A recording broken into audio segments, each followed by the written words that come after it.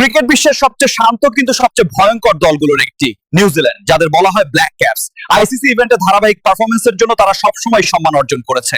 2007 সালে প্রথম টি-20 বিশ্বকাপেই সেমিফাইনালে পৌঁছে বিশ্বকে নিজেদের শক্তি দেখায় তারা।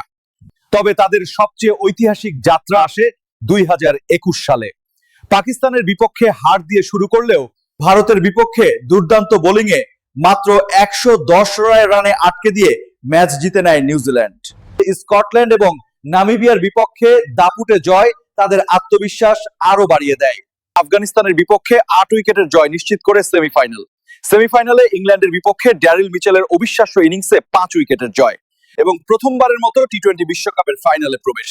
ফাইনালে কেন উইলিয়ামসনের 85 রানের দুর্দান্ত ইনিংস সত্ত্বেও অস্ট্রেলিয়ার কাছে হারতে হয় কিউইদের। তবুও এই বিশ্বকাপ প্রমাণ করে নিউজিল্যান্ড শুধু একটি দল নয়, এটি সাহস, শৃঙ্খলা এবং বিশ্বাসের প্রতীক।